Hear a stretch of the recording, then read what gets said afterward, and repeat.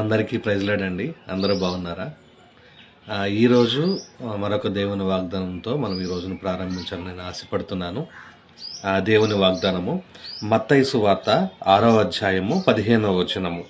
మీరు మనుష్యుల అపరాధములను క్షమింపకపోయిన ఎడల మీ తండ్రియు మీ అపరాధములను క్షమించడు. మనము మనుషుల అపరాధములను క్షమింపకపోయిన ఎడల మన తండ్రి మన అపరాధములను క్షమించడు. దీనికి అర్థం ఏంటంటే, మనము ఎవరైనా మన మీద ఏదన్నా మాట్లాడినా, చాలామంది చాలా విధాలుగా మాట్లాడుకుంటారు మన గురించి, అనేక విధాలుగా మాట్లాడుతూ ఉంటారు, దూషిస్తూ ఉంటారు, ద్వేషిస్తూ ఉంటారు, తిడుతూ ఉంటారు. అయినప్పటికీ మనం వారిని ఏం చేయాలంటండి? క్షమించాలి. పరలోక ప్రార్థనలో కూడా ఉంటుంది కదా, మా ఎడల అపరాధములు చేసిన వారిని మేము క్షమించిన ప్రకారము మా అపరాధములను మీరు క్షమించండి అని చెప్పి మనం ప్రార్థన చేస్తూ ఉంటాం. కానీ నిజ జీవితంలో మనం అది పాటించాం.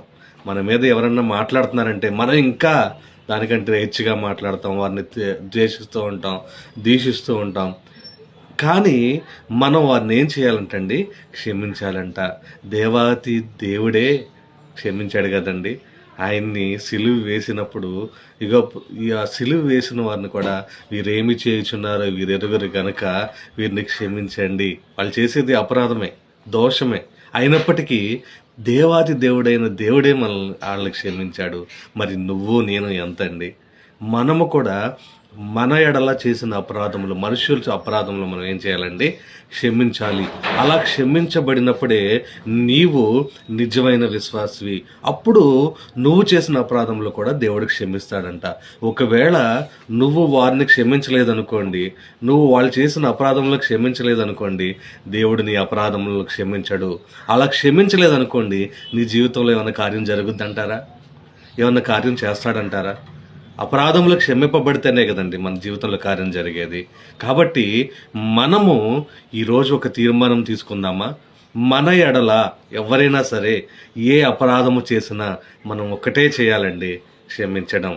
ఎందుకంటే ఆ దేవాతి దేవుడే క్షమించాడు. మనమెంత, నువ్వెంత, నేనెంత. కాబట్టి మనము మన ఎడల ఎవరైనా అపరాధములు కానీ, దేశములు కానీ ఏది చేసినా సరే, ఏదైనా చిన్న చిన్న గొడవలు జరుగుతూ ఉంటాయి. అలా జరిగినా సరే మనం ఒకటే చేయాలి, క్షమించడం. అలా క్షమించినప్పుడు దేవుడు చూస్తాడండి. ఈ లోకంలో మనుషులు చూడలేకపోవచ్చు, కానీ దేవుడు చూస్తాడు. అలాగే మనము క్షమిస్తూ ఉన్నప్పుడు వాళ్ళు ద్వేషిస్తున్న ఒక రోజు వాళ్ళు కూడా మారిపోతారు. కాబట్టి నువ్వు నేను ఒక తీర్మానం తీసుకుందాం.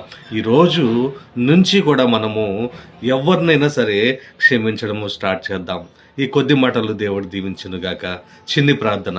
మహాపరిశుద్ధుడా, ప్రేమగల తండ్రి, ఈ రోజు వరకు మేము అపరాధములు మా ఎడలు ఎవరైనా ఏదైనా అపరాధము చేసినా సరే, ద్వేషించినా, దూషించినా మేము తిరిగి దానికి 10 మాటలు మాట్లాడుతున్నాం. కానీ నీ ప్రేమ బట్టి, నీ కృపను బట్టి క్షమించే మనసు మాకు దయచేయండి తండ్రి.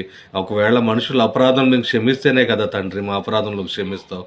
అటువంటి క్షమించే మనసు మాకు దయచేయమని, ఈ రోజు నుంచి ఒక తీర్మానం తీసుకునే కృప మాకు దయచేయమని యేసు నామములో అడుగుచున్నాము తండ్రి.